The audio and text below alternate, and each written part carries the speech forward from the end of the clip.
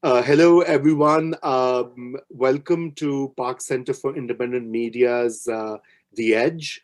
And today I have Heidi Peltier from the Cost of War Project at Brown University with us.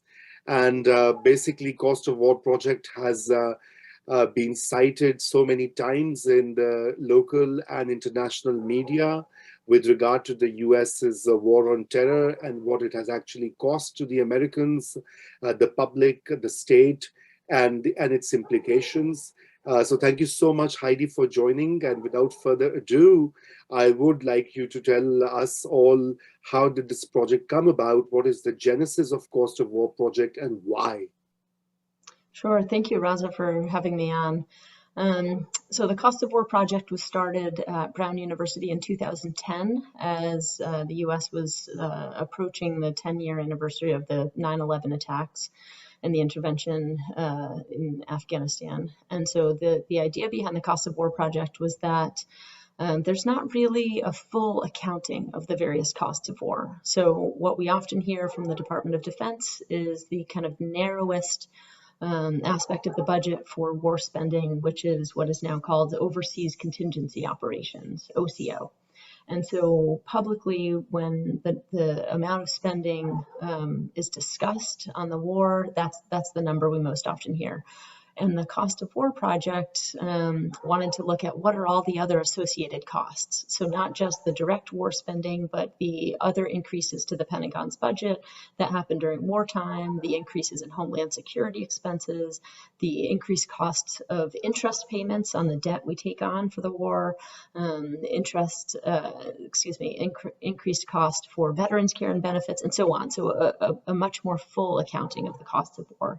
And in addition to the budgetary costs, there are all the other costs, the human costs, the lives lost, the injuries, the effects on loss of transparency, human rights abuses, and various aspects. So the Cost of War now has dozens of scholars from different disciplines, anthropologists, political scientists, economists, and more, looking at these various costs of war. And so it started in 2010, and the project has continued to grow since then.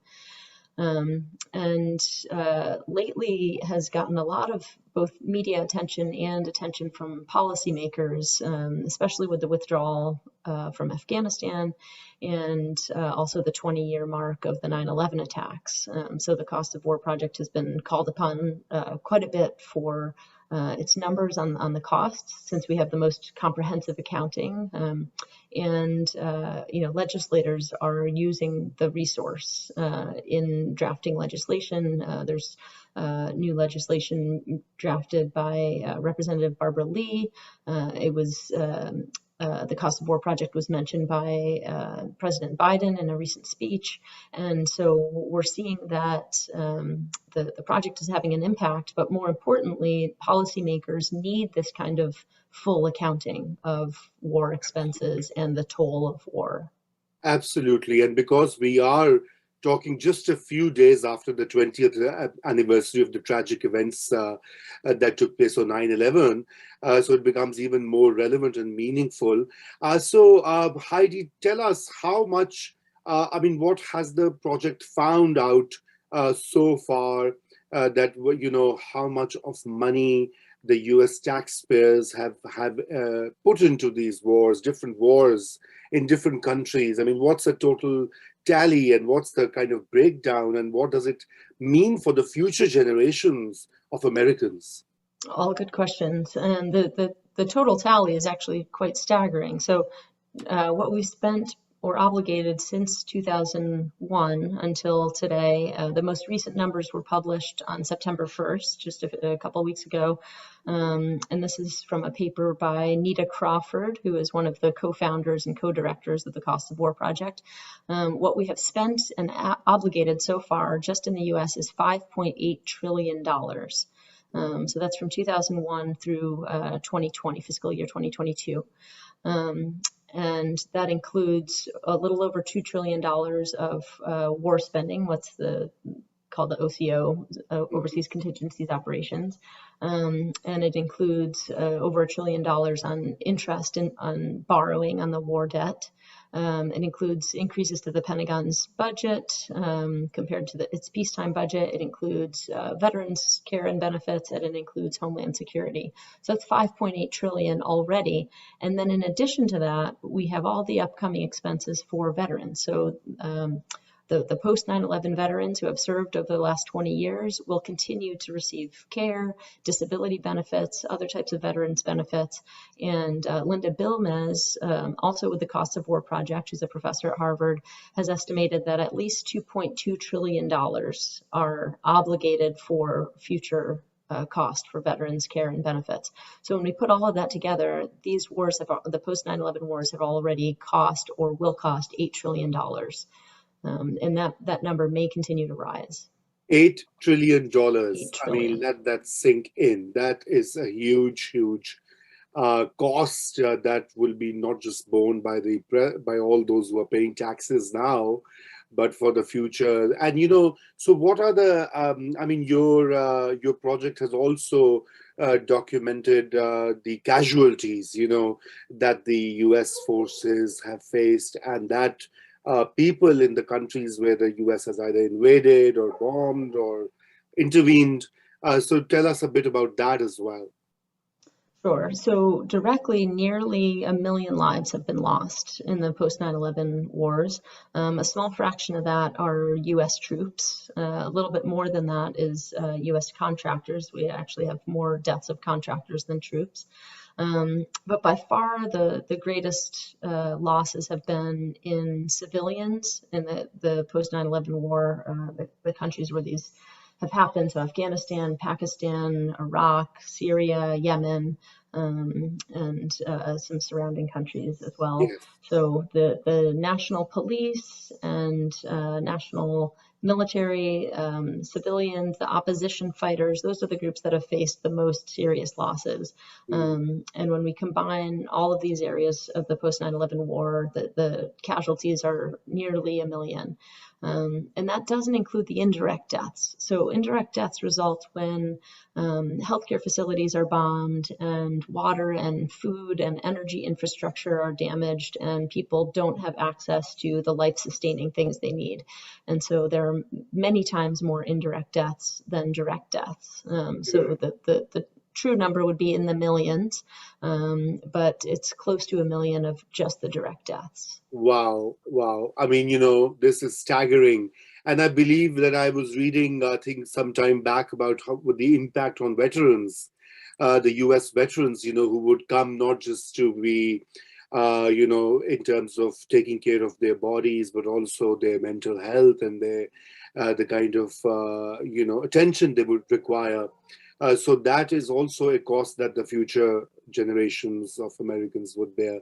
So Heidi, you did mention in your opening remarks about President Biden and others mentioning this your very important contribution. So what has been the general sort of response by mainstream media within the US? I mean, because our center sort of looks at what the mainstream media is covering, or what, or not, for that matter. So have they paid due attention to these findings in your view, or in your team's view, or you think that more needs to be done? More needs to be done. I will say that for most of the past 20 years, not nearly enough attention has been paid to the cost of the wars, either in terms of dollars or in terms of lives lost. These have been largely hidden from public view, that wars that in some respect the public didn't even realize we were still at war. And the withdrawal from Afghanistan really has brought attention to the fact that we have been there for 20 years now. And so recently, in the last few weeks, we've gotten a lot of media attention, and the mainstream media is talking much more about the impact of the wars, the successes, if any, and the failures, mostly. And they've been now starting to talk much more seriously about what are the costs, what are the future obligations, what are the human impacts. And so we're starting to see, so as I mentioned, the Cost of War Project has been relied on a lot lately in the last few weeks for these numbers. And there's starting to be much more public discussion about it, which is great, because these wars have largely been ignored for the past decade or so. It's as if most Americans forgot we were still in Afghanistan and in Iraq. Yes, yes, exactly, exactly. So, I also want to know, and because you mentioned that, but this is it's a tragic kind of reality that such information for long has been hidden from the public. I mean, in a democracy, how can voters or citizens hold those in power to account until they don't have access to this kind of information? So, do you, do you think, and your colleagues who all work on this project, do you think that the information is now getting out adequately? I mean, I know we talked about media, but of course there are many other vehicles such as school system, academic spaces, colleges. I mean, community colleges, community groups. Do you think they are picking up this information enough to inform an educated public? Because that is the only way that there would be a more responsible war policy by the U.S. government in the future. That's right, and there's a lot more work to be done, and I do think there is a big task ahead to educate the public, to educate kids in schools about the federal budget and how we spend federal dollars. Our discretionary budget, which is the part of the budget that Congress makes decisions on every year, half of that goes to the Department of Defense, and it's more like 2/3 if we include Department of Defense plus Homeland Security plus Veterans Affairs. And some of the Department of Energy, which has atomic programs, nuclear programs in it. So 2/3 of the decisions, 2/3 of the dollars we make decisions on each year go to this militarized section of the economy. I don't think most voters know that. And so there's a lot of public awareness to raise. There's a lot of education that can be done around how we spend tax dollars and how those tax dollars reflect our priorities or don't reflect our priorities and where changes need to be made. This summer, the Cost of War Project launched a new part of its website that has some teaching resources. So the hope is that middle school and high school teachers can use some of those in their classrooms, college teachers as well, and really start increasing the effort to make people understand, where we're spending our tax dollars. Exactly, exactly. Now I know that you guys are located in Watson Institute at Brown, and you're not on K Street in DC.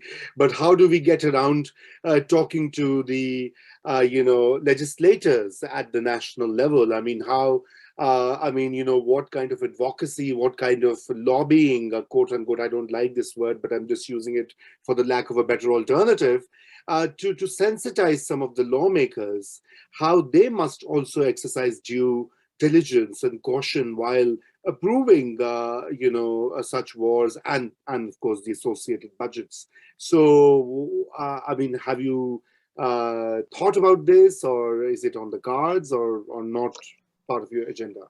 It is part of our agenda, and it's one of the things we try to do when travel is normal. It's a little more challenging during COVID, but when travel is normal, we try to meet with our legislators. Those of us who are based in Massachusetts or Rhode Island, we try to meet with our legislators and try to let them know of some of the research, so that they can make informed decisions when they're considering legislation for or against military spending.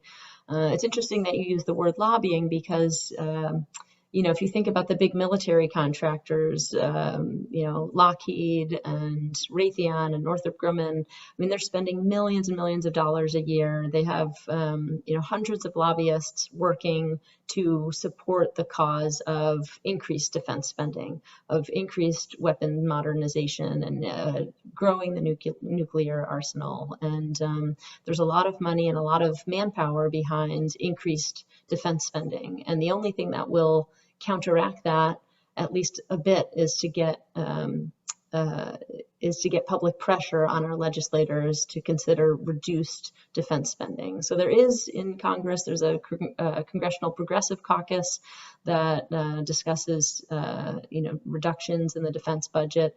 But we need to grow that caucus and grow the support for reduced military spending. One of the ways we try to do that through the Cost of War Project is just to provide the research that shows that, for example, you can create more jobs through clean energy investments than you can through the military. You can create more jobs through infrastructure repair or healthcare investments or education than you can through the military.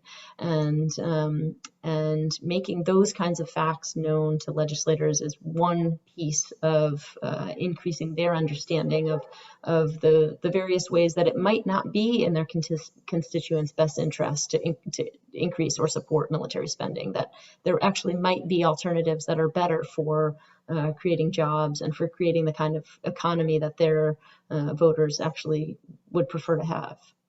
Yes, yes. Excellent ideas. Of course, we can convince the legislators and the public, but it'll be hard to convince the defense contractors who are there at the center of this debate. Well, anyway, thank you, Heidi. I hope that we continue to have these conversations. And thank you so much for your time. This is such an important issue, not just for the US, but I guess for the world at large. And hope to see you again. Thanks very much.